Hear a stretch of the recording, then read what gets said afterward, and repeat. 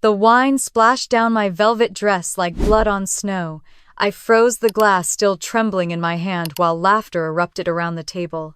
My sister Clara clutched her stomach, wheezing through her giggles. "Oh my God, Melissa, look at you. You should have known better than to wear blue when you're always spilling something."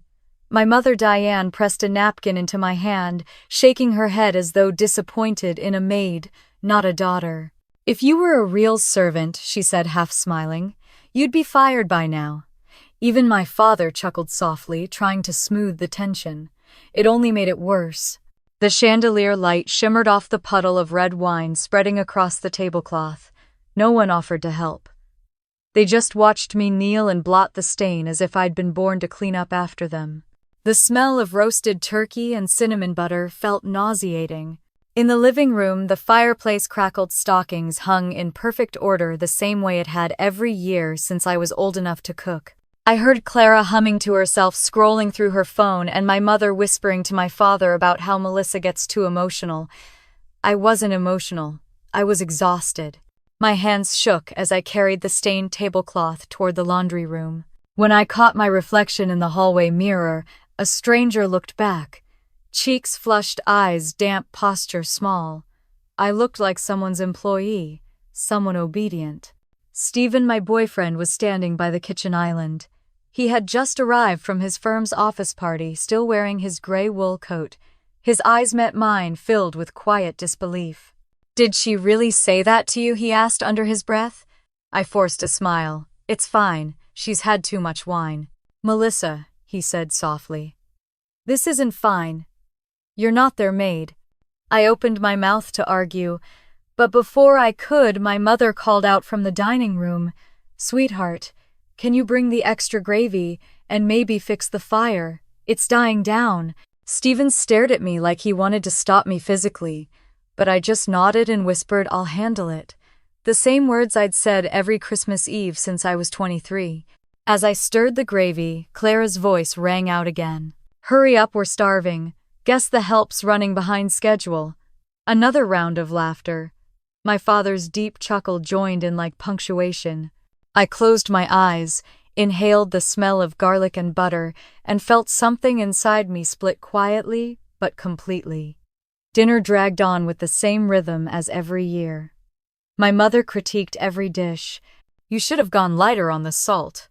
Clara bragged about her new yoga studio membership. My father told the same story about his college football days. No one asked me anything about my life, my students, my art class, the grant I'd won that fall. I was invisible except when a serving platter ran low. When I brought out dessert, my mother leaned toward Clara and whispered not quietly enough, "She's single again next year, I'm sure." I almost dropped the tray. Stephen noticed.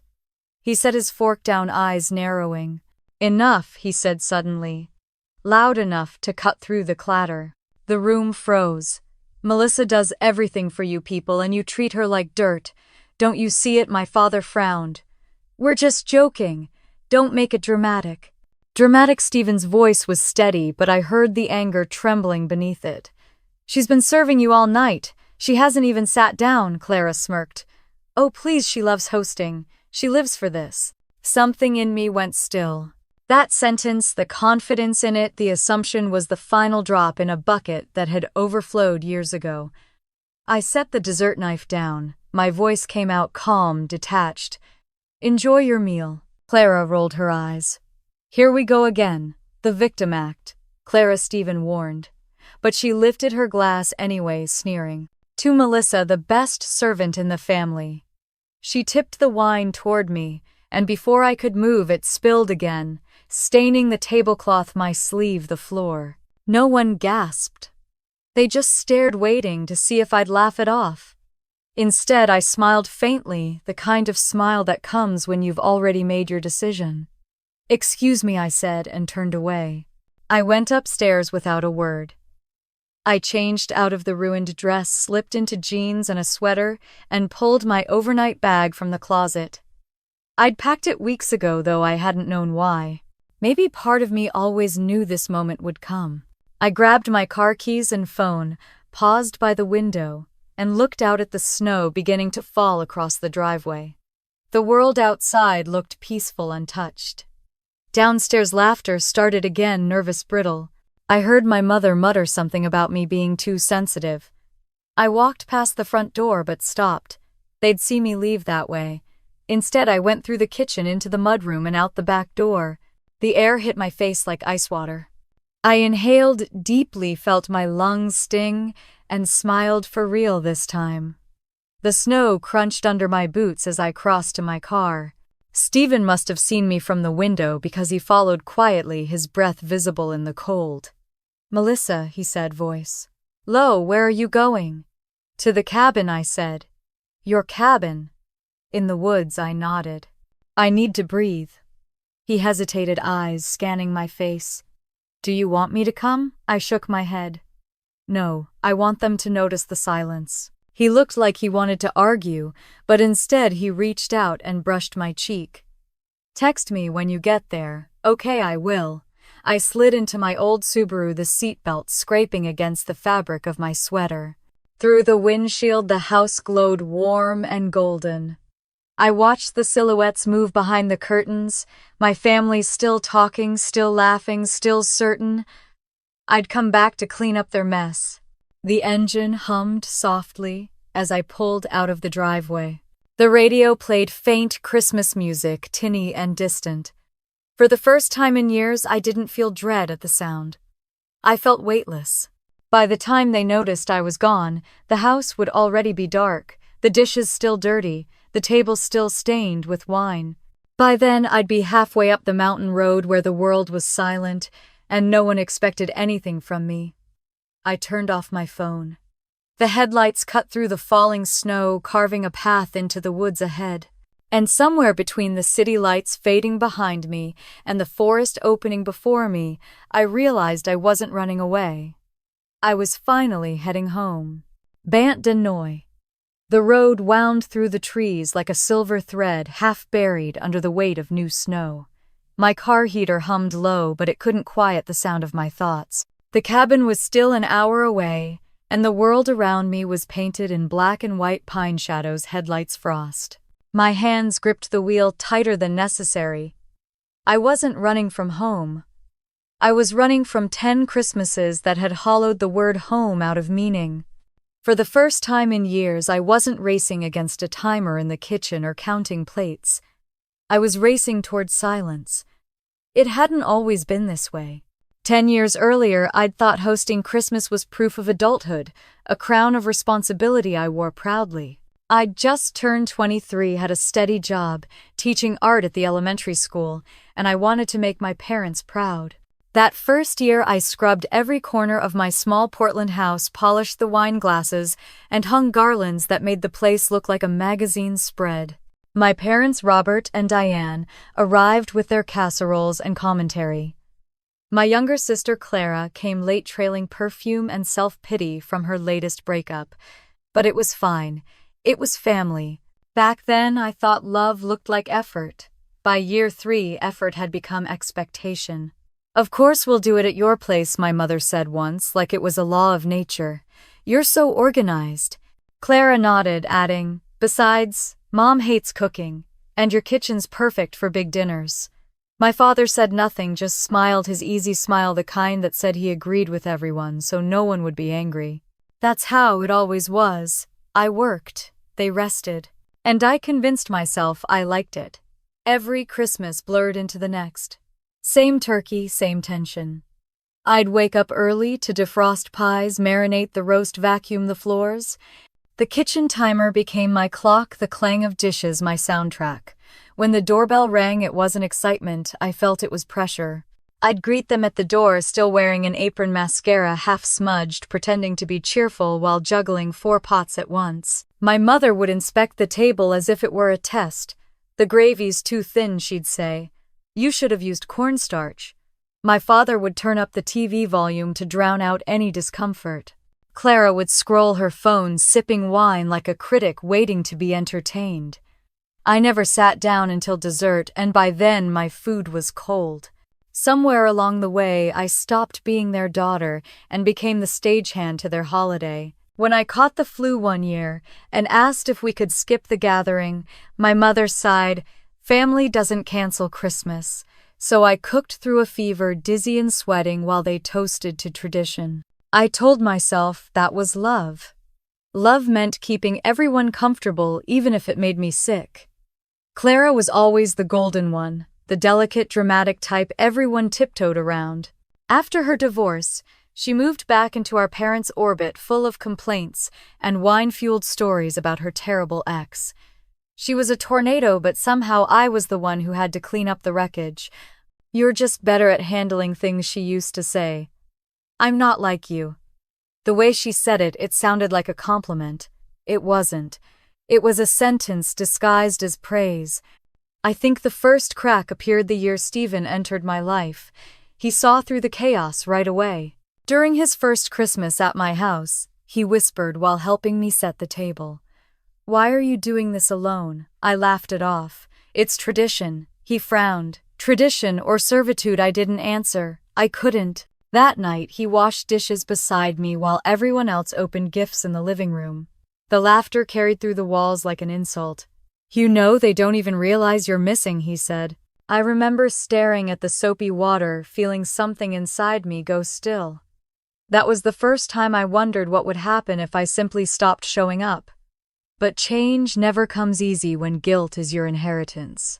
My mother had built her entire life on the belief that love meant sacrifice, and she passed that belief to me like fine china. "You're so dependable, Melissa," she always said. "Clara's sensitive. You're strong." And I wore that strength like armor until it became a chain. This year, when she called in early November, her voice was brisk and confident. "So, same plan for Christmas Eve, right? Not a question, an assumption." I almost said yes out of habit. But the word caught in my throat. "Actually, Mom," I said carefully, "maybe we could try something different this year. A potluck, or maybe at your place." A long pause. "Honey, your house just feels right for it. You have the space." "But what if I want to rest this year?" I asked. She chuckled softly. "Oh, Melissa, you love hosting. Don't be difficult." Then she hung up before I could respond. That call haunted me. Every year I had asked for help. Every year I'd been told, "Don't make a fuss." The roles were carved in stone I provided they consumed. I realized I'd never been asked what I wanted for Christmas, not once. Not even as a child. The weight of it pressed down on me as the weeks crept closer to December. I caught myself fantasizing. What if I didn't host?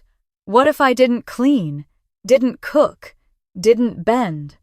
Then came the call from Clara. "So we're all good for Christmas Eve," she chirped. "The kids are excited. Mom's already talking about your stuffing." I hesitated. "I haven't confirmed anything yet." "Wait," she laughed. "You're kidding, right? It's tradition. Maybe it's time for a new one," I said softly. "Oh, come on. The house looks perfect. The kids love it there, and Mom can't drive far with her back." She said it like she was reading from a script. When I didn't respond, she sighed. "Melissa, don't be weird about this. It's Christmas." After that call, something inside me shifted. I stopped arguing. I stopped explaining. I just decided. The idea of escape didn't come as rebellion, it came as relief. I started planning quietly, step by step, like building a secret life. I called my landlord and revoked emergency access to my spare key. I arranged to borrow a friend's cabin in the mountains. I even pretended to buy groceries for the feast just to keep up appearances. My family thought I was preparing another Christmas miracle. In reality, I was preparing for peace. Now, as the road curved toward the mountains, my heart finally slowed. The headlights swept over snow-laden trees, and for the first time in a decade, I wasn't thinking about whether the roast would dry out. I was thinking about air-clean cold mine to breathe. When I reached the cabin, the silence hit me like warmth. I parked, stepped out, and listened. No voices, no demands. Just the whisper of snow. Inside, the cabin smelled like pine and cedar. I lit a fire, wrapped myself in a blanket, and sat by the window watching flakes drift down through the night. My phone buzzed on the table. Unread texts, missed calls. I didn't look. I just stared into the fire until the flames blurred and whispered, "This is what peace sounds like."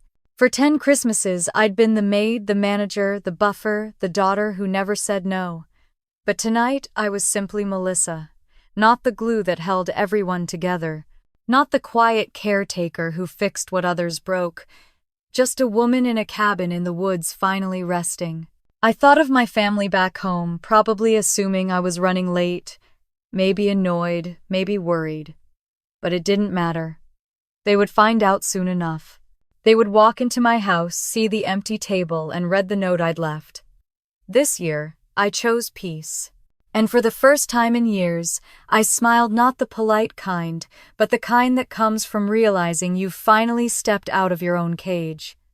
The cabin was still and warm when I woke the next morning. Sunlight poured through the frosted window, turning the air into gold. For a few seconds, I forgot everything, the laughter, the wine, the humiliation. Then I saw my phone on the table. It buzzed once, then again, vibrating against the wood like an insect trapped in a jar. I didn't reach for it. I just watched. The first few calls came from Clara, then Mom, then Dad. The buzzing stopped for a moment, long enough for me to hear the soft hiss of the fire. I thought about ignoring it forever, letting the world below dissolve into static. But curiosity won. I picked up the phone and unlocked it. The screen exploded with notifications. "Melissa, where are you? We're here." "This isn't funny," Mom's worried.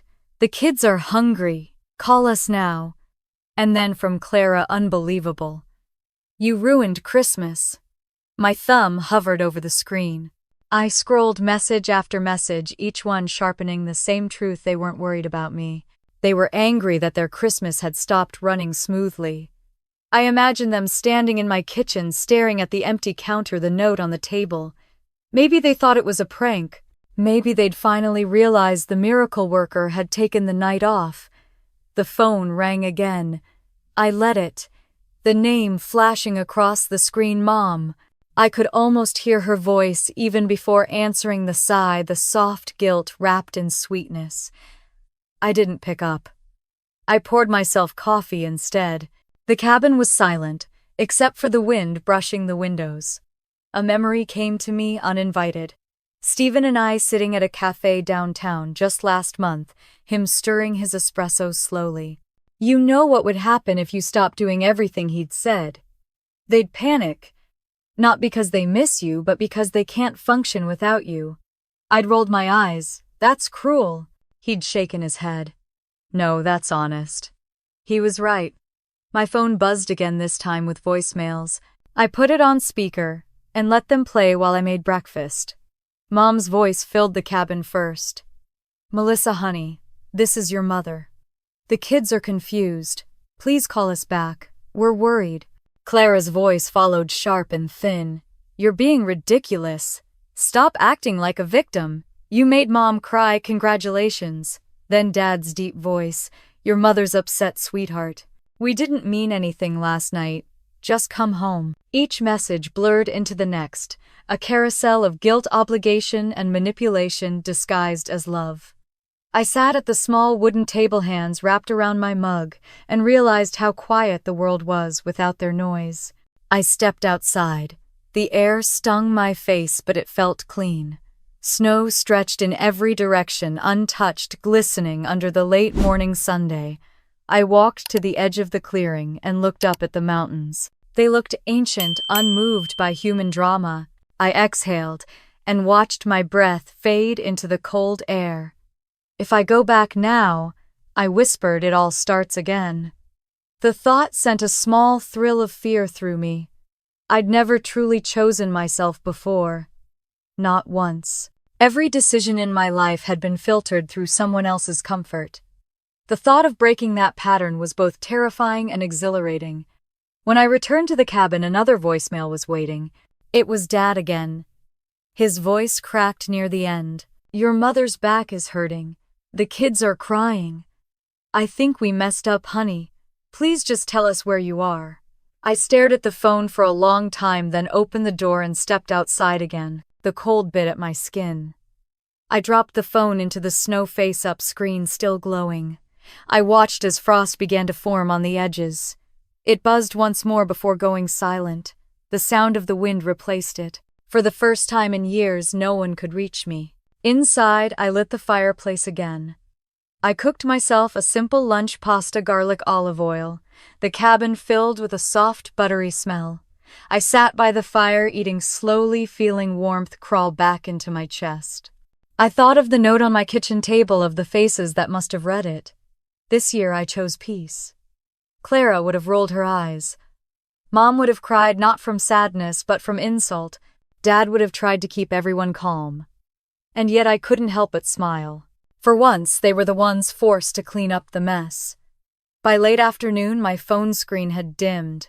I wiped the frost off and checked the messages again, curiosity getting the better of me. They'd changed tone. "Mom, sweetheart," the children cried themselves to sleep. "You can't do this to them. Clara, you think you're proving something, you're just cruel. Dad, please call us, just tell us you're safe." Mom again.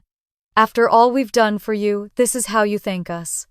The words burned, but in a strange way they didn't hurt. They just sounded familiar, predictable, like lines in a play I'd finally stopped acting in. I put the phone on the mantel and turned away. The sun was sinking and the sky outside glowed pink and orange. I poured myself a glass of wine and stood by the window. Snowflakes drifted lazily past the glass. My reflection looked different in the fading light, tired but strong. There were no voices behind me, no footsteps, no demands. I sat down with my journal open to a blank page and began to write. Maybe revenge doesn't always roar. Maybe it just sits quietly in a cabin listening to silence louder than any apology. I smiled at the sentence and kept writing. Every word I put down felt like reclaiming a piece of myself that had been buried under guilt. The phone buzzed again, but this time it wasn't my family. Stephen's name appeared. Just checking in, the message read, "Proud of you. Merry Christmas, Mel." I stared at it, warmth spreading through me like the fire. I typed back, "Merry Christmas." For the first time, it actually feels like one. Outside, the snow had stopped. The sky had turned a deep blue, and the first stars shimmered between the pine branches. I set my glass down and opened the door, stepping onto the porch. The cold air kissed my face, sharp but pure. The world was utterly still, as if holding its breath. Somewhere down the mountain, I imagined my family still calling, still arguing, still trying to make sense of my absence. But here, all I could hear was the soft creak of the wood beneath my feet, and the heartbeat of quiet that belonged entirely to me. I thought about what Stephen once said, that they wouldn't see my worth until I disappeared. Maybe he was right. Or maybe it didn't matter. Maybe the point wasn't to make them see. Maybe the point was finally seeing myself. When I went back inside, the fire had burned low. I added another log and watched the flames catch sparks curling upward like tiny golden birds. I curled up in the armchair, pulled the blanket over my knees, and listened to the steady rhythm of my breathing. For 10 years, I'd given everything I had to make everyone else's Christmas perfect. Tonight, I didn't owe anyone perfection. I didn't owe anyone anything. By the time I finished my wine, the phone screen had gone dark. The battery died, leaving the room illuminated only by firelight. I didn't plug it in. I didn't need to.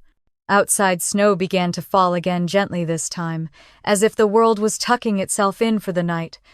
I closed my eyes and let the quiet fill every corner of me. Somewhere far below, my family was still calling, but for once I wasn't answering to them. I was answering to myself. I wasn't there to see it, but I could picture every second. My family standing in my kitchen, staring at the note I'd left on the dining table. The light above the table buzzing faintly, the smell of cooling food drifting through the air.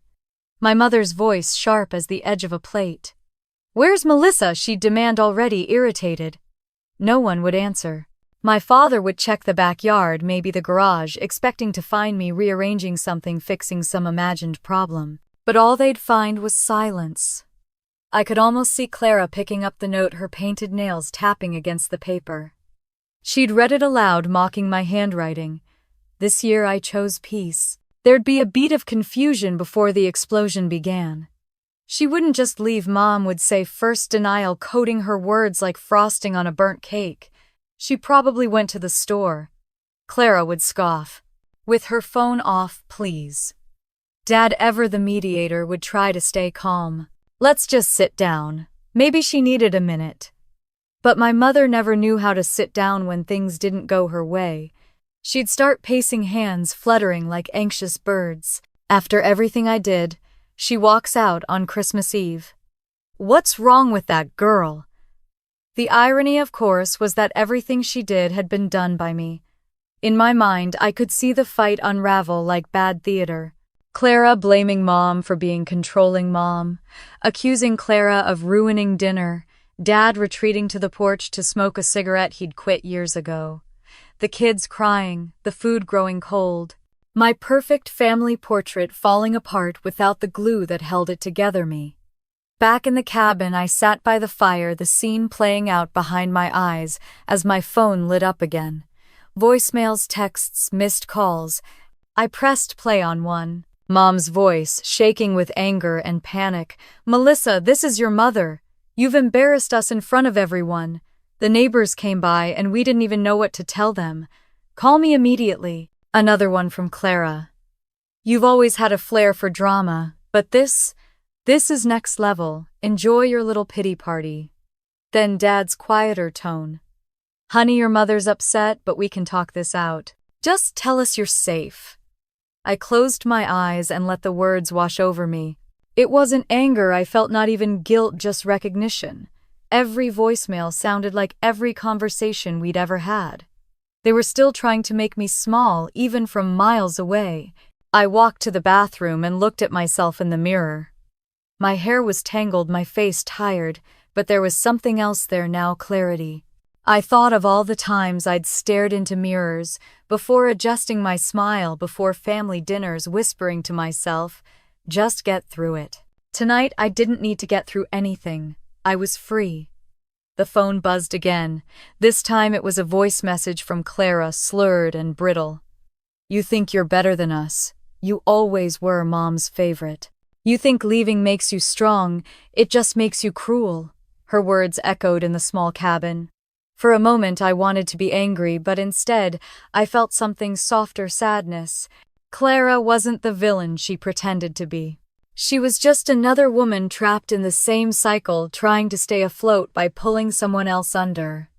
I remembered a Christmas when we were kids. Mom had been teaching us to wrap gifts. Clara, 8 years old, had messed up the paper, tearing a corner. She'd burst into tears, and Mom had turned to me without missing a beat. Fix it for her, Melissa. You're better at this, so I had. I'd always been better at fixing things for everyone except myself. Now, decades later, I was still unwrapping that lesson. The phone buzzed one last time, a new voicemail from Dad. I pressed play. Your mother's sleeping now, he said, his voice low, weary. We shouldn't have said the things we did. Maybe you just needed space. I guess I never realized how much you do for us. For her. For all of us. I'm sorry. The words caught me off guard. Simple, unpolished, real. I felt something in my chest loosen. For years I'd thought I needed my mother's validation to feel seen, but hearing my father's quiet apology was enough. It wasn't perfect, but it was human. I sank into the armchair by the fire and pulled the blanket around my shoulders. The wind outside howled softly like a lullaby. My family was miles away, but for the first time their voices didn't fill me with dread. They were learning, maybe in pain, maybe angry, but they were feeling something. And I was too. I imagined Mom sitting at the kitchen table long after everyone went home, her wine glass untouched, the note still in front of her. Maybe she'd read it over and over, trying to understand. Maybe she'd start to see what I'd been trying to say for years. Clara, probably lying in bed, would replay her outburst, the wine-fueled insults she'd thrown like darts. Underneath it all, I knew there was guilt. And maybe, just maybe, under the guilt, love. Back home, the chaos I used to clean up was finally theirs to deal with. That was my revenge, if you could call it that, forcing them to sit with the mess I'd spent a decade quietly managing. The thought should have made me smug. Instead, it made me calm. I poured another glass of wine and sat back. The firelight flickered against the wooden walls. The night outside was endless, but I didn't feel small anymore. I felt expansive, as if the silence had carved out space inside me where guilt used to live. For years I'd thought standing up for myself would mean yelling, demanding, fighting to be heard. But the power was in the quiet, the refusal to explain the decision to stop playing a role I never auditioned for. My phone chimed again. Another voicemail, one line long. "Come home when you're ready. We love you." It was from Dad. I smiled through the tears that surprised me. Maybe they'd never fully understand, but maybe they didn't have to. Understanding wasn't the point. Respect was. I walked to the door and opened it. Cold air rushed in sharp and bracing. Snowflakes floated through the porch light, landing softly on my sweater. I breathed in the quiet. The cabin was surrounded by pine trees, their branches heavy with snow, their stillness matching mine. Behind me, the fire crackled. Ahead of me, the world waited. For 10 years, I'd been the one to hold everything together. Tonight, I let it all fall apart, and it was beautiful. I closed the door, set down my glass, and wrote a single line in my journal. They used to call me dependable. Now they just call. Maybe that's the first step to change. I smiled, let the pen rest, and whispered to the fire, "That's enough for tonight." The flames shifted brighter for a moment, as if answering back. I leaned into the warmth, my eyes closing slowly. Outside, the snow fell heavier, now blanketing the cabin in white. Somewhere down the mountain, my family was still talking, still processing, still trying to make sense of the silence I'd left behind. But for once, I didn't feel responsible for what they felt. I just felt free. The quiet the next morning felt different. Not peaceful, just hollow. I woke to the soft crackle of the dying fire and the faint chill that crept in through the cabin walls. For the first time, the silence didn't soothe me. It sat heavy in my chest, pressing down where chaos used to live. I'd wanted solitude for so long, but now that I had it, I wasn't sure what to do with it. The clock on the mantel ticked like a heartbeat. I made coffee, poured it into a chipped mug, and sat at the small table by the window. Outside, the world was white and still. A deer moved through the trees, slow and careful, its breath visible in the cold air. The smell of coffee mingled with pine smoke, grounding me in this unfamiliar peace. For years, I'd begged for one morning like this. No demands, no footsteps, no one shouting from another room, "Melissa, where's the gravy?" But now all I could hear was my own breathing. Peace wasn't as simple as silence. It had its own kind of noise, the noise of old thoughts resurfacing, asking questions I didn't want to answer. Was I selfish for leaving? Would they forgive me? Did I even want them to? I looked at my hands resting on the table. The same hands that had cooked, cleaned, carried, comforted. They'd been busy for so long that stillness felt unnatural. I took another sip of coffee, staring at the steam curling upward, and realized that this awkward quiet was what freedom looked like before it became comfortable. I decided to write. It wasn't something I'd planned, but my fingers itched for a pen. I found a notebook in my bag, one I'd brought to sketch in, and began a letter. "Dear Mom, you raised me to be strong. But somewhere along the way, strength became servitude. You taught me to hold things together even when they broke me. I don't hate you for that. I just need to stop living inside your version of love." I paused, staring at the page. The words looked raw, too alive. I wanted to scratch them out, but I didn't. I'm not angry anymore. I just don't want to be small to make everyone else comfortable. This year I chose peace. Maybe next year you'll choose respect. I folded the page neatly and slid it into the back of the notebook. I wasn't going to send it. It wasn't for her. It was for me. The fire had gone out by the time I put the pen down. I wrapped myself in a blanket and watched the light change on the snow. Time moved differently here, stretching thin, unmeasured by chores or complaints. For a fleeting moment, I thought I could live like this forever, just me, the woods, and no one else's expectations. But even peace gets lonely. A soft knock startled me. My heart leapt before I realized it wasn't a knock at all. It was the sound of snow sliding off the roof. I laughed under my breath and shook my head. Even my imagination was still waiting for someone to show up. When the loneliness grew louder, I put on my coat and stepped outside. The cold hit me like a clean slap. I walked toward the tree-lined boots, sinking deep into the snow. The air smelled sharp, almost electric. Every crunch of my footsteps felt like punctuation in the stillness. I reached a clearing and stopped tilting my head back to watch flakes drift down. "I'm here," I whispered, as if the forest needed to know. It wasn't much, but saying it out loud mattered. For years I'd spoken in apologies and explanations. This was the first time I'd spoken just to hear my own voice. When I got back to the cabin, I saw movement through the frosted window.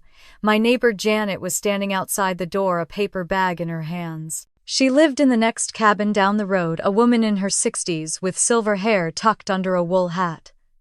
I'd met her once before when I borrowed firewood. "Morning," she called when I opened the door. "Brought you some gingerbread. I figured you might not have much company." I smiled, surprised by how much I needed the kindness. "You figured right." She came in stamping snow from her boots. The smell of cinnamon filled the cabin. "It's beautiful up here," she said, glancing around. "Quiet, though. Sometimes too quiet." "I'm starting to learn that," I said. Janet studied me for a moment, her expression knowing. "You hiding from someone or just resting from them?" I hesitated, then laughed softly. "Both, I guess." She nodded like she'd expected that answer. I did the same thing once. After my husband passed, I stopped cooking for everyone. First Christmas I spent alone, I cried the whole day. Second Christmas I realized I was free. Peace feels lonely at first, dear. Then it becomes power. Her words landed like a truth I'd been circling but hadn't dared to say. "I hope you're right." "I am," she said, simply squeezing my arm before leaving. "You'll see." After she left, I stood by the door for a long time, staring at the snow still swirling outside. Peace becomes power. The phrase echoed in my mind. Maybe this was what the transformation felt like, the ache before the healing. I made myself lunch, eggs and toast, and scrolled through my phone for the first time all morning. More messages had arrived. "Mom, we're leaving soon. Can you at least tell us you're safe, Clara? You made Mom cry all morning. Hope you're happy. Dad, your mother won't say it, but she's worried sick." I read them all, then put the phone face down on the counter. I wasn't angry. I wasn't even tempted to respond. I just felt calm. Their words no longer pierced me. They were simply proof of the roles they hadn't yet learned to outgrow. The sun began to dip, early, bleeding gold and pink through the trees. I bundled up and walked outside again, this time toward the frozen creek that wound behind the cabin. The snow sparkled like crushed glass under the fading light. I stood on the bank and let the wind brush my hair back, my breath curling into the air. My revenge, I whispered, was never leaving them behind. It was finding myself. The words made me laugh quietly, half out of disbelief, half out of release. By the time I returned, the cabin was dark, except for the faint glow of the fire. I lit a candle and set it in the center of the table. The flame flickered gently, painting gold on the wood. I stared at it for a while, letting the quiet hum of the world fill my ears. "For 10 years," I murmured. "I lit candles for everyone else's comfort. Tonight I light one for my peace." The flame leaned toward me, bright and steady, as if it understood. I sat down with my journal again and wrote one final line for the day. "Family doesn't disappear when you walk away. It just becomes something you can love from a distance." I closed the book and blew out the candle. The room fell into darkness, soft and forgiving. By the time I slipped into bed, I felt lighter, not because I'd escaped them, but because I'd finally found the courage to be still. Outside snow kept falling silent and endless, covering the footprints I'd left behind. The knock came just as I was pouring my second cup of coffee. It was faint at first, 3 slow taps that barely registered over the crackle of the fire. I froze the cup hovering in midair. No one knew I was here. My mind raced through possibilities: a lost hiker, a neighbor, or worse, family. The knocking came again, louder this time. I set the cup down and walked to the window. Through the swirl of falling snow, I saw 2 figures standing on the porch. One tall and broad-shouldered, the other smaller, arms crossed tight against the cold. My breath caught in my throat. Even from this distance I knew them. My father and Clara. For a moment I considered not answering at all. Let them knock until their knuckles froze. Let them feel what silence sounded like on my terms. But curiosity, or maybe old reflex, pushed me forward. I cracked the door open. The cold rushed in, sharp and immediate. "Melissa," Dad said softly, his voice clouding in the frosty air. "We just wanted to make sure you were safe." Clara rolled her eyes, snow caught in her hair like tiny shards of glass. "Nice place to hide," she muttered. I stared at them, unsure what to say. Part of me wanted to slam the door and lock it, but another part, the part that still remembered being the family caretaker, stepped aside. "Come in," I said quietly. They stomped their boots and stepped inside. The firelight painted them in shades of gold and shadow. Dad looked older than I remembered, lines carved deep into his forehead. Clara, though, looked exactly the same, beautiful, brittle, restless. She scanned the cabin with a quick, judgmental sweep. "Cozy," she said flatly. "How long were you planning to stay here anyway?" "Long enough," I replied. Dad rubbed his hands together. "We were worried. Your mother, well, she's been—" Clara cut in. "She's been losing her mind, that's what she's been. You could have at least called." I said nothing.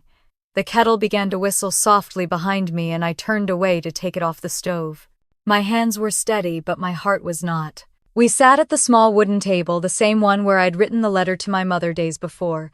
Dad tried to smile, his voice gentle. "It's good to see you." I nodded, but stayed silent. Clara crossed her arms. "You've caused quite a mess, you know. Mom's crying, the kids are confused. You just vanished." "I left a note," I said. "Yeah," she scoffed. "This year I chose peace." "That's not a note, Melissa. That's a declaration of war." Dad shot her a look. "Clara." "No," she went on, her voice rising. "She acts like she's the victim, but she's the one who ruined everything. Mom's embarrassed. Everyone's talking about it. You humiliated her." I met her eyes and said quietly, "I didn't humiliate her. I stopped letting her humiliate me."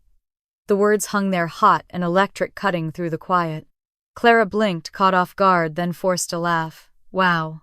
Dramatic much?" I leaned back in my chair. "You came all this way to scold me." "We came because we care," she snapped. "You broke Mom's heart."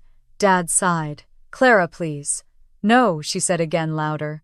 "I'm sick of everyone tiptoeing around her feelings when she doesn't care about anyone else's. You don't just disappear on Christmas, Melissa." I stood up. "You mean I don't disappear from service?" Dad rose slowly too, his voice low. "Girls, stop. This isn't helping." Clara turned on him. "You always defend her. She gets away with everything." Something in me cracked. "Gets away with everything," I said, laughing bitterly. "You think cooking, cleaning, hosting, babysitting, and being insulted is getting away with something." She looked at me, face flushed. "You chose that, nobody forced you." I felt my voice drop, calm but sharp. "No, I was trained for it." The silence that followed was heavy. Even the fire seemed to dim. Dad rubbed the back of his neck. "Your mother never meant to what I cut in. Turn me into her servant. Teach me that love means exhaustion. That's not meaning well, Dad. That's control dressed up as care." He looked down at the floor. For the first time I saw the guilt in his eyes, the quiet admission he'd never said aloud. Clara exhaled, shaking her head. "You've changed," she said finally. "You sound cold." "I sound clear," I said. She walked to the counter, picked up the half-empty bottle of wine from last night and smirked. So this is what peace looks like, hiding in a cabin drinking alone. That's enough, Dad said firmly. But Clara was already pouring herself a glass, her voice trembling now. You think you're so much better than the rest of us, don't you? You think running away makes you strong. I walked over and gently took the bottle from her. I think burning myself out to keep you all comfortable was killing me. I spent 10 years setting myself on fire to keep everyone warm. I'm done burning. Clara stared at me, her eyes glistening. For a long moment she didn't speak. Then her face softened, the fight leaving her shoulders. You were supposed to be the strong one, she said quietly. When you disappear, what do I have left?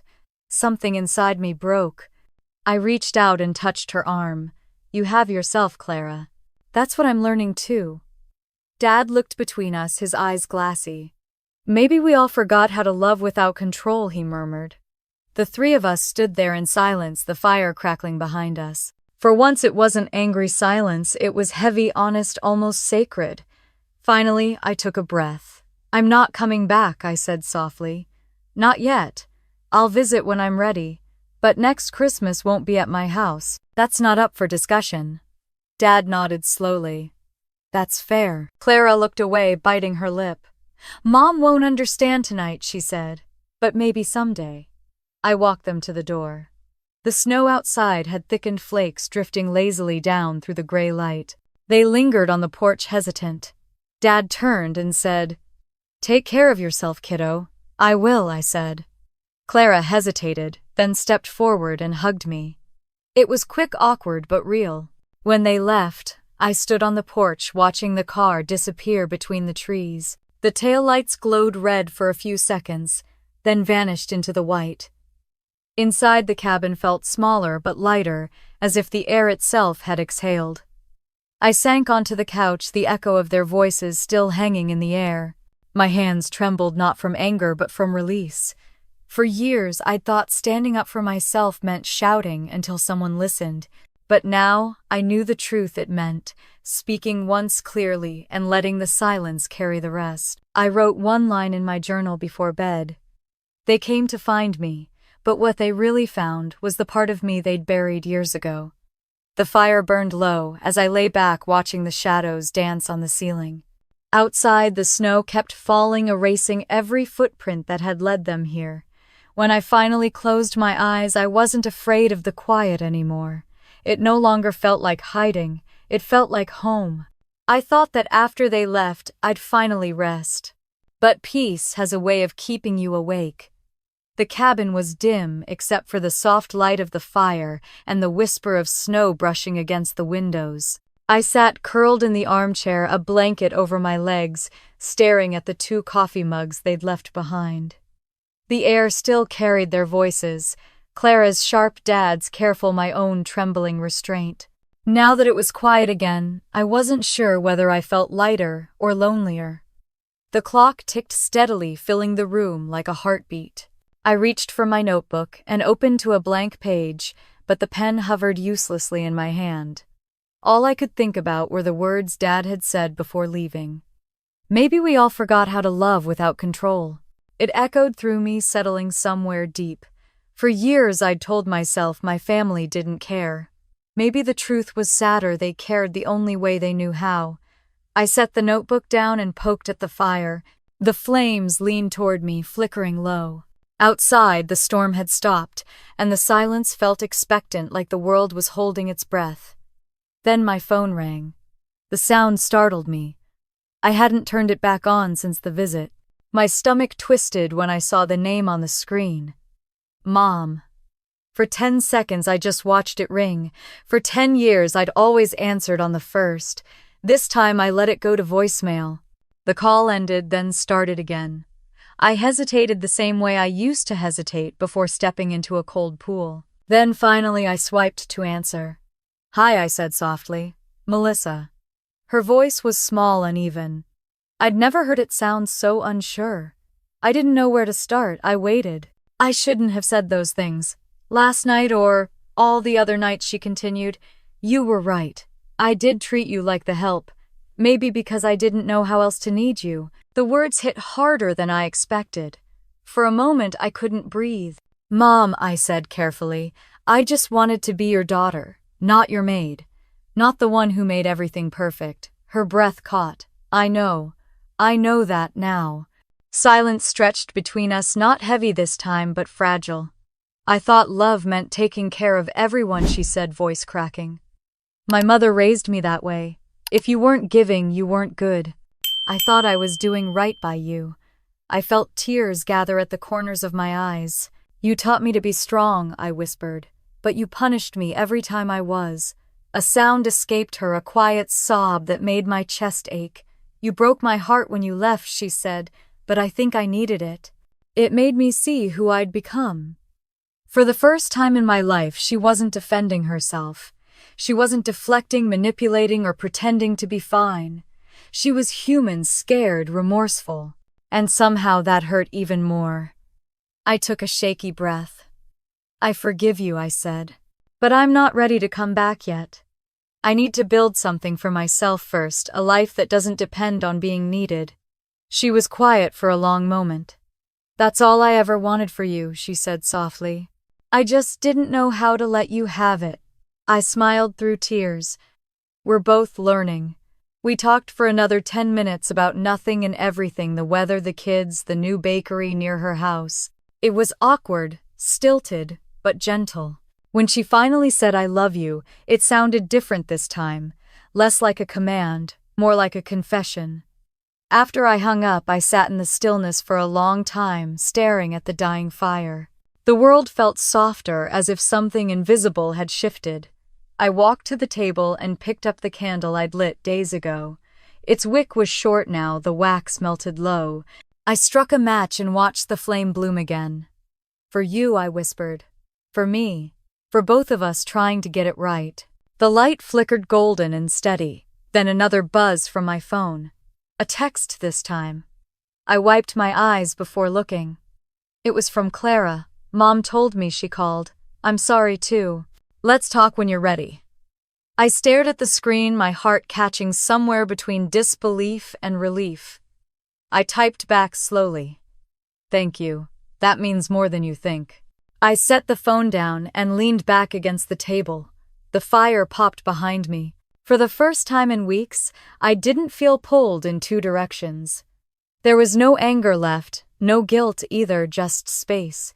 Space to rest, to breathe, to rebuild. Outside, the snow had stopped completely. The sky was clear, stars sharp and cold above the pines. I wrapped myself in a blanket and stepped out onto the porch. The air stung my skin, but it felt alive. I thought about everything that had brought me here, the years of silence, the guilt, the endless effort to prove my worth. Maybe this was what real freedom felt like, not escape, but understanding. Behind me, the candle flickered in the window. Its light spilled onto the snow, small but bright. I smiled, realizing it wasn't just mine anymore. The phone buzzed once more. A short message from Dad this time. Your mother's sleeping better tonight. Thank you. I didn't reply. I didn't need to. Instead, I whispered into the cold air, You're welcome. The stars shimmered faintly in response. The woods were so quiet I could hear the snow settle on the branches. I thought about the little girl I used to be, the one who wrapped everyone else's gifts but never opened her own. Maybe she'd waited her whole life for this moment to feel peace that wasn't borrowed or conditional. I went back inside, curled up by the fire, and let my eyes close. My mother's voice still echoed faintly in my mind, softer now, almost loving. Forgiveness didn't erase the past, but it made room for tomorrow. When I woke the next morning, light was pouring through the windows, golden and bright. The phone was quiet. The world was too. I stood there for a moment, letting it sink in. I didn't know what would happen next, and for the first time, I wasn't afraid of that. I poured myself coffee, sat by the window, and watched sunlight touch the snow. I didn't return home that night, or the next, but for the first time, I felt like I had one. The snow was already melting when I drove down the mountain a few days later. The road curved between tall evergreens, sunlight spilling through their branches in soft ribbons of gold. Every mile closer to Portland felt like peeling off an old layer of fear. The city appeared through the haze like a faded memory, gray rooftops, wet pavement, the faint hum of traffic. It wasn't the same place I'd left behind. Or maybe it was me who wasn't the same. When I parked in front of my house, the first thing I noticed was how ordinary it looked. The porch light I'd left on still glowed faintly. The wreath had gone dry and brittle, its pine needles scattered across the steps. I stood there for a while, just breathing. This house had seen every version of me, daughter, host, caretaker, ghost. Now it would have to meet the new one. Inside, the air was stale but familiar. My note still sat on the table exactly where I'd left it. This year I chose peace. The words didn't sting anymore. They felt earned. I ran my fingers over the paper, then opened the windows to let in fresh air. Cold winds swept through the living room, carrying the faint scent of rain and freedom. I cleaned slowly, not because I had to, but because I wanted to reclaim the space. Every dish I washed, every surface I wiped felt like removing the fingerprints of old guilt. I lit a candle, brewed tea, and sat down at the table with my sketchbook. For the first time in years, I wasn't planning a menu or writing a list for someone else. I wrote one just for me, things that make me happy. The first few entries were simple painting, morning walks, hot tea, sunlight on wood floors. Then came the harder ones, saying no, asking for help, resting without apology. By the time I finished, the list felt like a quiet promise to myself. I spent the next few days settling back into the city. My classroom was waiting for me, walls still covered in the bright chaos of my students' paintings. When I walked in, the smell of paint and chalk dust hit me like a memory of joy. The kids ran up to hug me, their small hands leaving colorful smudges on my coat. "Where were you, Miss Carter?" one asked. "I had to go find some peace," I said, smiling. That afternoon, as they painted winter scenes, one of the girls handed me a picture she'd made. A woman standing in front of a cabin, snow falling gently around her. I looked at the drawing for a long moment before hanging it on the wall. "That's beautiful," I told her. "Keep it there. It reminds me of something important." When class ended, I lingered alone in the quiet room, running my hand over the row of small paintbrushes. For years, I'd poured everything into caring for others, my students, my family, anyone who needed a steady hand. But now, for the first time, I was learning to care for myself, too. One afternoon, I stopped at a cafe near the school. The barista, a young woman with bright eyes and a messy bun, greeted me with a smile. "You're back," she said, recognizing me from months before. "Back and starting over," I replied. She laughed. "Aren't we all?" I found a table near the window and watched people hurry down the street, their breath rising in small clouds. A young couple argued softly at the corner. An old man fed crumbs to pigeons. Life moved on, indifferent and kind at the same time. I sipped my coffee and felt an odd gratitude for its ordinariness. That night, I pulled out my paints again. The canvas had been blank for months, untouched since before the storm of Christmas. I mixed soft blues and pale golds, letting the brush move without thought. Slowly, a familiar scene appeared, trees heavy with snow, a cabin glowing with light, and a small figure standing outside, face tilted toward the sky. I painted until my hands ached.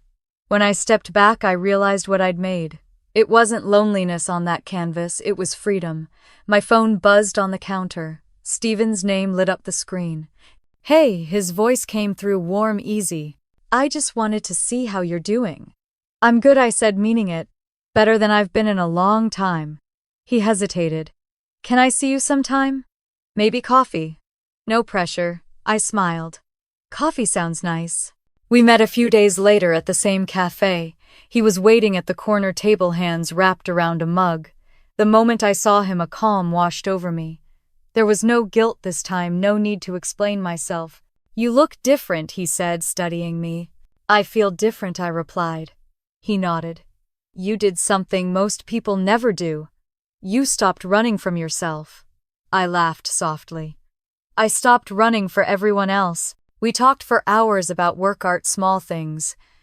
When we parted, there were no promises, just a mutual understanding. He didn't need to rescue me anymore, and I didn't need to be saved.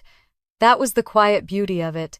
Later that night, as I curled up on the couch, my phone buzzed again. A family group text lit up the screen, a picture of my parents and Clara sitting around their kitchen table, smiling, dinner half eaten. "Everyone helped this time," Mom wrote. "Next year, your turn to rest again."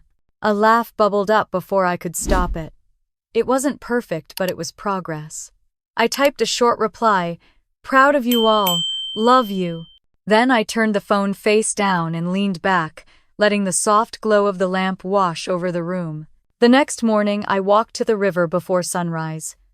The air was crisp, the city quiet, except for the distant hum of traffic. Frost clung to the benches along the path.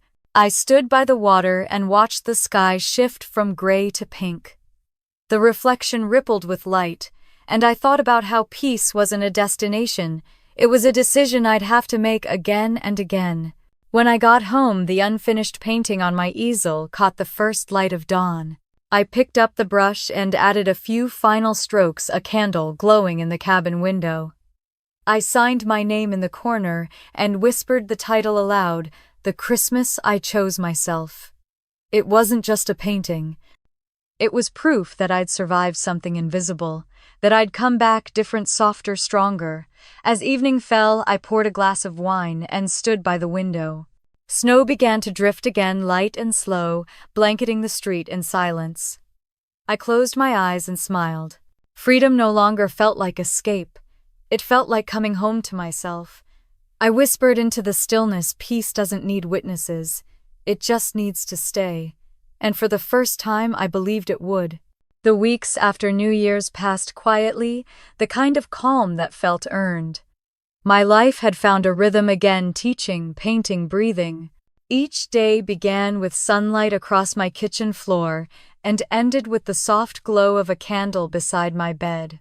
For the first time, peace didn't feel like a visitor. It felt like a home I was finally learning how to keep. But peace, I was learning, never stays untested. One afternoon in late February, I was at my desk grading drawings when my phone buzzed. The email subject line read "Family Meeting. Important." My chest tightened before I even opened it. It was from Mom. "We've been talking," the message began. "Your father's retiring next month. We're planning a small dinner, nothing fancy. But we'll need your help organizing, of course. You've always been so good at making things special. It wouldn't feel right without you." I leaned back in my chair, staring at the words until they blurred. My coffee went cold beside me. The request was so familiar, it almost felt automatic, like a script I'd memorized years ago.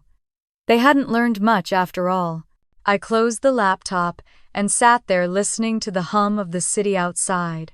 For a few minutes, I tried to convince myself it was harmless, that they didn't mean anything by it. But deep down, I recognized the pattern, the polite version of control. I poured myself another coffee and opened my notebook, the same one I'd written in at the cabin. On one page, I drew 2 columns, reasons to say yes and reasons to say no. Under yes, I wrote family tradition, keeping peace. Under no, boundaries, self-respect, freedom. The list of no's grew longer with every sip of coffee. By the time I finished, my decision was clear. That evening, I met Stephen for dinner at a small Italian place near the waterfront.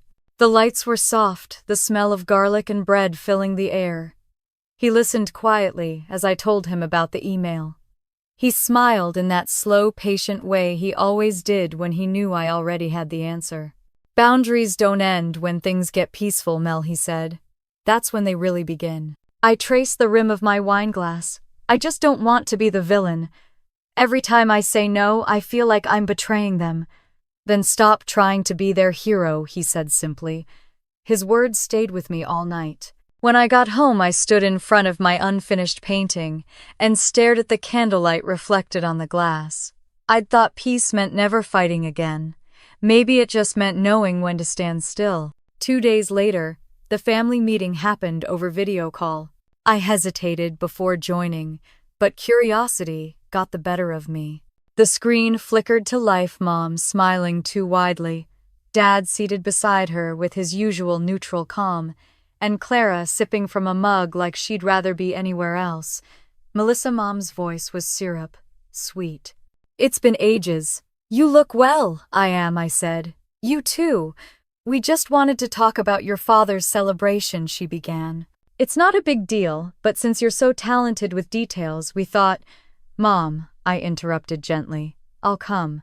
But only as a guest. The smile froze on her face. Oh, well, that's fine, of course. I just thought I won't be organizing anything, I said, my voice calm, steady. I've done my share of hosting. I want to celebrate with you, not work for you. The silence on the other end stretched long. Dad coughed softly. Clara raised an eyebrow, smirking into her mug. Good for you, Mel. Mom blinked, clearly thrown. Of course, dear, we'll manage. When the call ended, I stared at the dark screen for a while. The old me would have felt guilt twisting like wire in my chest, but now there was only relief and a quiet pride I couldn't quite explain. Later that night, I walked out onto my balcony. The city shimmered under a thin layer of mist. A street musician played somewhere below the melody of a saxophone curling up through the cold air. I wrapped my coat tighter and whispered, "Old guilt dies slow, but it dies." The next morning I got a message from Clara. Proud of you for saying no. I told Mom it's time we all take turns. I read it twice, then smiled. It was a small thing, but it meant more than she'd ever know. Thank you, I typed back. It feels different now. Easier. It should, she replied.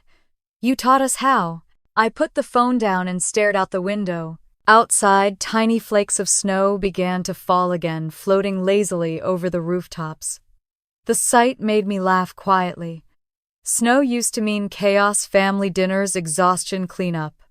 Now it just meant winter. And I was finally warm. That afternoon, I met one of my colleagues for coffee. She was new, young, bright-eyed. Your art projects are incredible, she said. You make everything look effortless. I smiled. It took me 33 years to learn that effortless doesn't mean easy. After she left, I stayed at the table doodling in my sketchbook. I drew my cabin, the pines, the little window glowing with light, and beneath it I wrote, "Sometimes saying no is the most loving thing you can do." When I got home that night, I turned off my phone and lit a candle. I didn't check my emails.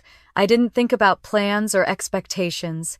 I just sat by the window watching the flame reflect on the glass. They used to call me the glue that held the family together. Maybe that was true. But sometimes the glue has to let go so everyone else can stand on their own. The candle burned low, its flame steady and small. I closed my eyes, whispering, "Let go." And I did. For the first time in my life, letting go didn't feel like losing. It felt like living. The envelope came on a Wednesday morning, tucked neatly between bills and a grocery flyer. I almost missed it. My name was written in my mother's careful cursive, the same handwriting that used to label lunch bags and birthday cards.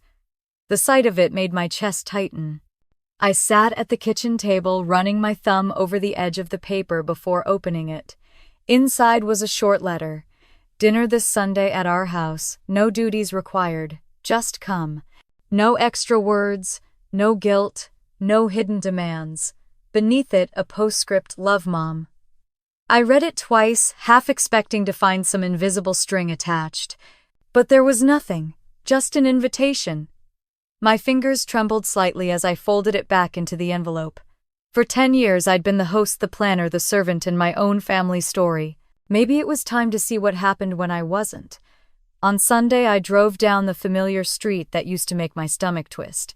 The sky was pale and cloudless, the air sharp with the last chill of winter. When I turned into my parents' driveway, I almost didn't recognize the house. It looked smaller, somehow quieter. The porch lights were warm, not blinding. Mom opened the door before I even reached the steps. "Dinner's ready," she said with a soft smile. "We all cooked this time." I paused, taking in the scent of rosemary and baked bread wafting through the air. It didn't smell like exhaustion anymore. It smelled like effort. Inside, the dining room glowed with candles. The table was simple, no centerpiece, no perfection, just food and space. Dad stood at the counter slicing bread, and Clara set out glasses of water. No one was sitting back waiting to be served. For the first time, everyone was moving together. "Hi," I said quietly. Dad looked up. "There's my girl." His voice caught a little. "It's good to see you. It's good to be here," I said, and meant it. We sat down. There was no tension, no edge to the air. Conversation came easily about work, the weather, Clara's new apartment. Every few minutes, someone laughed. It wasn't the brittle, polite laughter I remembered. It was real. Halfway through dinner, Dad raised his glass. "To the woman who taught us what boundaries really mean," he said, "and what love looks like without control." The room fell silent. Mom's eyes glistened in the candlelight. "You leaving that night," she said softly. It woke me up. I realized love doesn't mean ownership. I swallowed hard. "And forgiveness doesn't mean going back," I said. "It means moving forward together." We clinked glasses, the sound bright and clean. For the first time in years, my chest didn't feel heavy around them. As we ate dessert, flashes of old memories flickered through my mind. The Christmas I spent crying in the kitchen, the year I cooked through the flu, the sound of Clara's laughter when the wine spilled across my dress. I saw those ghosts for what they were now, lessons, not wounds. Clara disappeared into the kitchen for a moment and came back holding a small box wrapped in plain paper. "I made you something," she said, a little shy. Inside was a hand-stitched apron, the fabric soft and worn, embroidered in navy thread. No more hostess, just sister. I laughed through my tears. "It's perfect." She grinned. "You taught me that saying no doesn't mean stop caring. It just means start living." I reached across the table and squeezed her hand. "I'm proud of you." For a moment, the three of us just sat there, quiet and full. The candle flames flickered like tiny hearts. Later, Mom asked me to step outside with her. We stood on the porch, the cold air wrapping around us. The sun had sunk low, staining the horizon pink and gold. "I used to think strong women never rested," she said. "You showed me they do, and that's why they stay strong." I smiled. "You raised me to carry everything. I just finally learned to put some of it down." Her breath fogged in the air. "You broke my heart that night, but you also healed it." I reached for her hand. "We both had to break a little to see the cracks." She nodded, tears slipping down her cheeks. Then, for the first time in my life, she pulled me into a real hug, one that didn't demand or apologize. Just love. When we went back inside, Clara was clearing the table, humming softly. Dad was wiping down the counter. It was such an ordinary scene, yet it felt sacred. So Clara said with mock seriousness, "Next Christmas, my place. Everyone brings a dish, no exceptions." Mom laughed. "Deal." I smiled, watching them, feeling a warmth that had nothing to do with the candles. The cycle had finally shifted. Tradition wasn't gone, it had just learned how to breathe. Before leaving, Mom opened a bottle of red wine. She poured 3 glasses and handed one to me. "The same kind as last year," she said with a wry smile. "This time, nobody spills." I raised my glass. "And even if we do, we'll just clean it together." Laughter filled the room, light and easy. When it was time to go, I stepped outside alone for a moment. Snow had started to fall again, thin and soft, catching the porch light like glitter. I turned back to look through the window. My family sat around the table, still talking, still laughing. No one was shouting or demanding or waiting for me to fix anything. A year ago, I'd walked away from that house, certain I'd never feel at home in it again. Now, standing in the snow, I realized I already was. Not because they'd changed everything, but because I had. I walked to my car, brushing snow off the windshield. Before starting the engine, I looked up at the house one last time. The glow from the windows shimmered in the falling flakes. A year ago, I left this house to find peace. Tonight, I found it waiting for me inside. As I drove away, I didn't feel the usual ache of leaving. I felt stillness, like closing a book after the final chapter and knowing the story was complete. The road curved away behind me, the snow falling in quiet streaks across the headlights. For the first time, there was no dread, no guilt, no lingering question of whether I'd done the right thing. I knew I had. And as the house disappeared from view, I whispered into the soft, dark peace, doesn't mean the story's over. It means I finally know how to write the next one. It's strange how peace stops feeling like rebellion once you get used to it. A year had passed since that Christmas, but it felt like another lifetime. The house was quiet except for the soft hum of the heater and the scratch of my pen across paper. Morning light spilled through the curtains, painting the walls in pale gold. My little tree sat in the corner, trimmed with handmade ornaments and dried oranges that smelled faintly of cinnamon. The air was calm, the kind of calm I used to chase but never catch. I'd made coffee, but I barely drank it. I was writing again, something I hadn't done in years. Not lists or letters or grocery reminders, but something for me. A collection of short reflections, really all under one title, Letters to Women Who Forgot Themselves. It wasn't meant for publication. It was meant for the quiet places in me that had gone unheard for too long. Each line was a truth I wished someone had told me sooner. When I finished, I set down the pen and took a long breath. I glanced around my home. It was different now, smaller, simpler, lighter. There were plants in the windowsill, a few unfinished canvases leaning against the wall, and a faint smell of lavender from the candle burning in the kitchen. I'd stopped trying to make everything perfect. Now I just made it mine. I got dressed, slowly tugging on my favorite sweater, the one with the paint stain on the sleeve. Sundays were my favorite days, not for church, not for chores, but because they were mine. I packed a small tote bag with paints and brushes and headed out the door. The city was waking up as I drove toward the community center. The river glinted under a gray sky, and the sidewalks sparkled with frost. When I arrived, the art room was already buzzing softly with chatter. My group of women, some retired, some recently divorced, all searching for something unnamed, sat around the long tables with blank canvases waiting. "All right, ladies," I said with a smile, setting down my supplies. "Today we're painting our happy places. No rules, no pressure, just color." They laughed, a few rolling their eyes. "I don't even know what mine is anymore," said Carol, a grandmother who wore scarves like armor. "That's the point," I told her gently. "You'll remember once you start." For the next 2 hours, the room filled with color and stories. Someone painted her garden, another a beach from her childhood. One woman painted nothing but shades of blue, saying it reminded her of peace. I walked between the tables, offering brushes, encouragement, laughter. When I sat down to paint, I didn't think I just let my hands move. By the time the class ended, I'd painted a cabin under a snowy sky, a candle glowing in its window. It wasn't about the past anymore. It was a reminder peace is a place you build, not find. As everyone packed up, Carol came over, wiping her hands on a towel.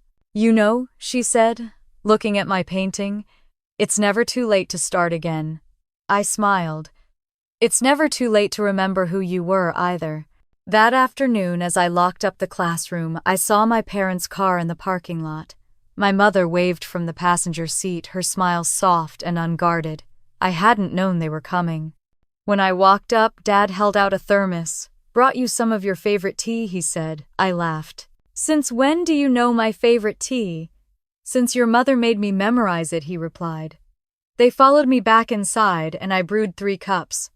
The 3 of us sat by the window overlooking the frozen playground. For once, there was no awkwardness, just the quiet comfort of people who had finally stopped trying to fix each other. "We wanted to see your class," Mom said. "Clara told us about it. She says you're teaching more than painting."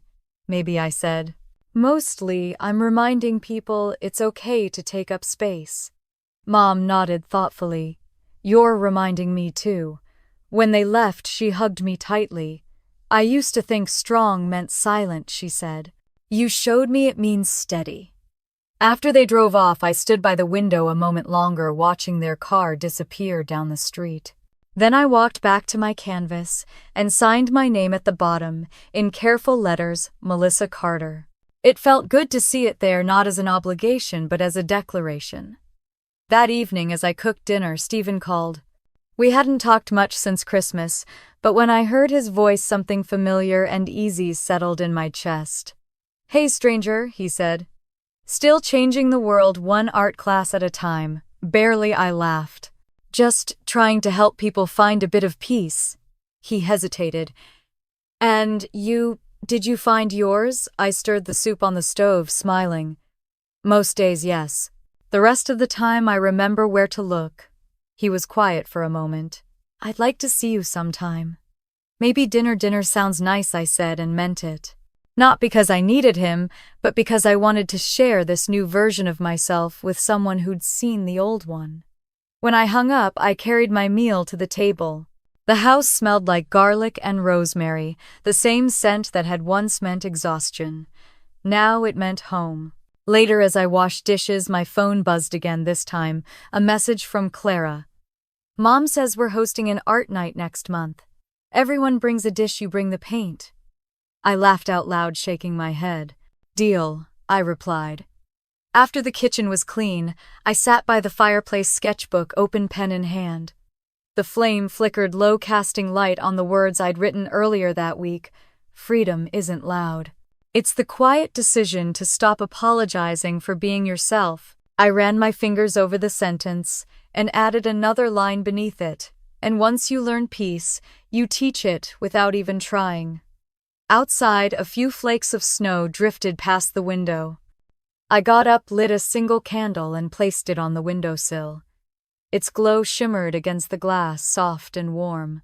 I thought of the women from my class, my mother's face, Clara's message, Stephen's voice, and the life I'd built from the pieces of what came before. It wasn't perfect. It didn't need to be. It was real. As midnight approached, I wrote one last entry in my notebook.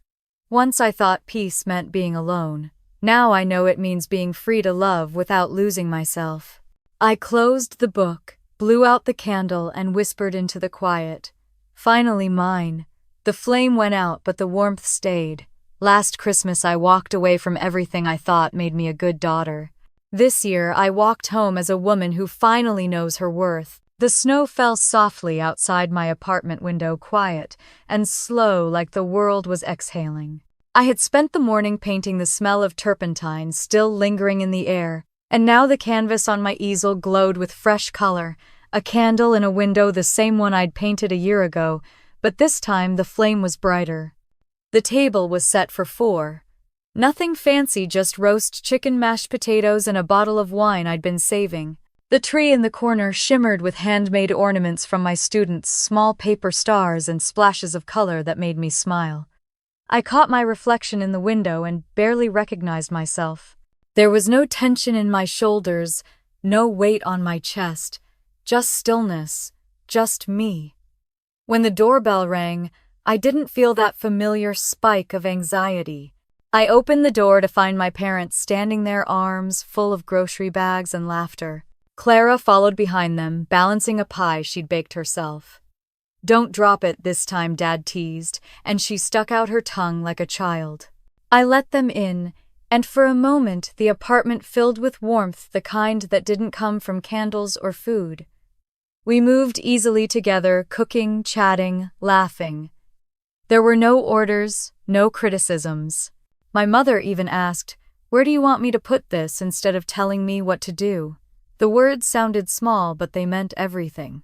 When dinner was ready, we sat around the table, and for the first time in my life, I didn't feel like I was performing. We talked about art, about Clara's new job, about Dad's gardening obsession. Every now and then we fell into silence, but it wasn't the uneasy kind. It was full and comfortable. Halfway through the meal, Dad raised his glass.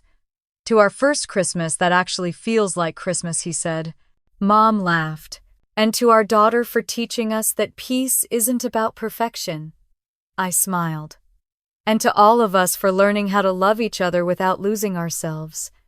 We clinked glasses. The sound was clear and soft, like the final note of a song. After dessert, Clara disappeared into the kitchen and returned with a small wrapped box.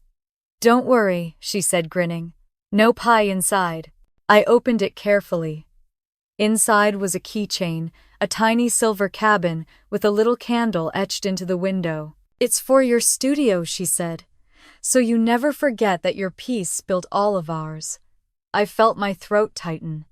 "You have no idea what this means to me."